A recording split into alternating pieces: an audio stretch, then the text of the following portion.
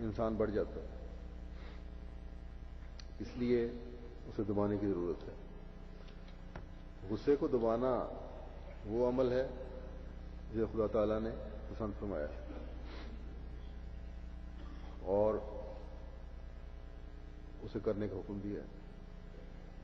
بس ہر احمدی جس نے حضرت مسیح موعود علیہ السلام کی بیعت کر کے یہ عہد باندھا ہے کہ اپنی حالت میں پاک تبدیلی پیدا کروں گا، اپنے گھریلو تعلقات میں بہتری پیدا کرنے کی کوشش کروں گا، تو اس کو اس عہد کو پورا کرنے کی کوشش کرنی چاہیے۔ مجھے جب ایسے جھگڑوں کا پتہ لگتا ہے اور چھوٹی چھوٹی رنجشوں کے اظہار کر کے گھروں کے ٹوٹنے کی باتیں ہو رہی ہوتی ہیں، تو ہمیشہ ایک بچی کا واقعہ یاد آ جاتا ہے جس نے ایک جوڑے کو بڑا اچھا سبق دیا تھا۔ اس کے سامنے ایک جوڑا لڑائی کرنے لگا یا بحث کرنے لگے یا اونچی بولنے لگے غصے میں، تو بچی حیرت سے ان کو دیکھتی چلی جا رہی تھی۔ خیر ان کو احساس پیدا ہوا، انہوں نے اس سے پوچھا کہ تمہارے اماں ابا کبھی نہیں لڑے؟ ان کو غصہ نہیں کبھی آتا؟ انہوں نے کہا ہاں ان کو غصہ تو آتا ہے، لیکن جب امی کو غصہ آتا ہے تو ابا خاموش ہو جاتے ہیں، اور جب میرے باپ کو غصہ آتا ہے تو میری ماں خاموش ہو جاتی ہے۔ تو یہ برداشت جو ہے یہ پیدا کرنے کی ضرورت ہے۔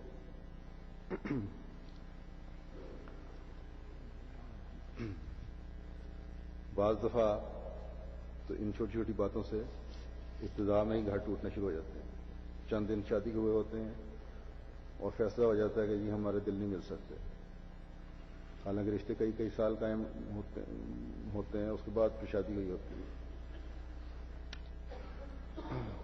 اور پھر اصل بات یہ ہے کہ یہ جب ایک دوسرے کے راز نہیں رکھتے، باتیں جو باہر نکالی جاتی ہیں تو باہر کے لوگ بھی جو ہیں، مشورہ دینے والے بھی جو ہیں، وہ اپنے مزے لینے کے لیے یا ان کو عادتاً غلط مشورے دینے کی عادت ہوتی ہے، وہ پھر ایسے مشورے دیتے ہیں کہ جن سے گھر ٹوٹ رہے ہوتے ہیں۔ اس لیے مشورہ بھی ایک امانت ہے۔ جب ایسے لوگ، ایسے جوڑے، مرد ہو یا عورت، لڑکا ہو یا لڑکی، کسی کے پاس آئیں تو ایک احمدی کا فرض ہے کہ ان کو ایسے مشورے دیں جن سے ان کے گھر جڑیں، نہ کہ ٹوٹیں۔ بس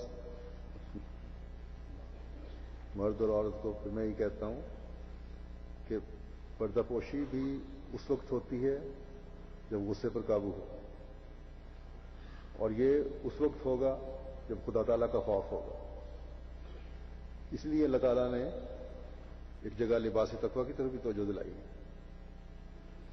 جیسے کہ اللہ تعالیٰ فرماتا ہے سورہ آراف میں کہ یا بنی آدم قد انزلنا علیکم لباسا یواری سوآتکم وریشا ولباس التقویٰ ذالک خیر ذالک من آیات اللہ لعلہم یذکرون، کہ اے بنی آدم یقیناً ہم نے تم پر لباس اتارا ہے جو تمہاری کمزوریوں کو ڈھانپتا ہے اور زینت کے طور پر ہے، اور رہا تقویٰ کا لباس تو وہ سب سے بہتر ہے۔ یہ اللہ تعالیٰ کی آیات میں سے کچھ ہیں تاکہ وہ نصیحت پکڑیں۔ یہاں پھر اس بات کا ذکر ہے جو پہلے بھی کر چکا ہوں کہ اللہ تعالیٰ نے تمہیں لباس دیا ہے تمہارا ننگ ڈھانپنے کے لیے اور تمہاری خوبصورتی کے سامان کے لیے۔ یہ تو ظاہری سامان ہے جو ایک تو اللہ تعالیٰ نے اس کا ذکر فرمایا کہ انسان کو دوسری مخلوق سے ممتاز کرنے کے لیے ایک لباس دیا ہے جس سے اس کی زینت بھی ظاہر ہو اور اس کا ننگ بھی ڈھانپے۔ یہاں میں ایک اور بات کی وضاحت کر دوں، لیکن ساتھ ہی فرمایا کہ اصل لباس تقویٰ ہے، لیکن اس بات کی وضاحت کرنا چاہتا ہوں کہ ایک مومن کے اور غیر مومن کے لباس کی زینت کا معیار مختلف ہوتا ہے، اور کسی بھی شریف آدمی کا جو معیار ہے زینت کا وہ مختلف ہے لباس کا. آج کل مغرب میں اور مشرق میں بھی لباس کی زینت فیشنیبل اور دنیا دار طبقے میں اس کو سمجھا جاتا ہے، بلکہ مغرب میں تو ہر طبقے میں سمجھا جاتا ہے جس میں لباس میں سے ننگ ظاہر ہو رہا ہو اور جسم کی نمائش ہو رہی ہے. مرد کے لیے تو کہتے ہیں کہ ڈھکا ہوا لباس زینت ہے، لیکن مرد ہی یہ بھی خواہش رکھ رہے ہوتے ہیں کہ عورت کا لباس ڈھکا ہوا نہ ہو.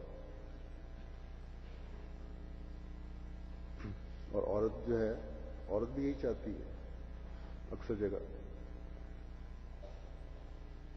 وہ عورت جسے اللہ تعالیٰ کا خوف نہیں ہوتا، جس کے پاس لباس تقویٰ نہیں ہے. اور مرد بھی یہ چاہتے ہیں. ایسے ایک طبقہ جو ہے مردوں کا، وہ یہ چاہتا ہے کہ عورت کے جدید لباس ہو، اور بلکہ اپنی بیویوں کو لیے بھی وہی پسند کرتے ہیں تاکہ سوسائٹی میں وہ ان کو اعلیٰ اور فیشنیبل سمجھا جائے، چاہے اسے لباس سے ننگ ڈھک رہا ہو یا نہ ڈھک رہا ہو. لیکن ایک مومن اور وہ جسے اللہ تعالیٰ کا خوف ہے، چاہے مرد ہو یا عورت، وہ یہی چاہیں گے کہ خدا کی رضا حاصل کرنے کے لیے وہ لباس پہنے جو خدا کی رضا کے حصول کا ذریعہ بھی بنے. اور وہ لباس اس وقت ہوگا جب تقویٰ کے لباس کی تلاش ہوگی، جب ایک خاص احتیاط کے ساتھ اپنے ظاہری لباسوں کا بھی خیال رکھا جا رہا ہوگا، اور جب تقویٰ کے ساتھ میاں بیوی کا جو ایک دوسرے کا لباس ہے اس کا بھی خیال رکھا جائے گا. اور اسی طرح معاشرے میں ایک دوسرے کے عیب پوشی کرنے کے لیے آپس کے تعلقات میں بھی کسی اونچ نیچ کی صورت میں تقویٰ کو مد نظر رکھا جائے گا.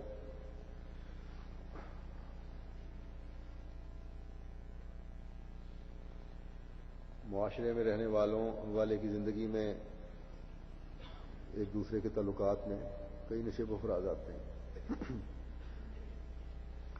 رنجشیں بھی ہوتی ہیں، دوستیاں بھی ہوتی ہیں، لیکن ایک مومن رنجشوں کی صورت میں اچھے وقتوں کی دوستیوں کے دور کی باتوں کو جو دوسرے دوست کے راز کی صورت میں معلوم ہوں دنیا کے سامنے بتاتا نہیں پھرتا. نہ ہی میاں بیوی ایک دوسرے کے راز کو اس طرح بتاتے پھرتے ہیں جن میں تقویٰ جن کے دلوں میں تقویٰ ہو، بلکہ اللہ تعالیٰ کی رضا کے حصول کے لیے ہمیشہ پردہ پوشی کرتے ہیں. بس یہ تقویٰ کا لباس ہے جو ظاہری لباس کے معیار بھی قائم کرتا ہے اور ایک دوسرے کی پردہ پوشی کے معیار بھی قائم کرتا ہے. اور اس کا حصول اللہ تعالیٰ کی طرف جھکے بغیر نہیں ہو سکتا، کیونکہ شیطان ہر وقت طاق میں ہوتا ہے کس طرح موقع ملے اور میں بندوں سے اس تقویٰ کے لباس کو اتار دوں. اللہ تعالیٰ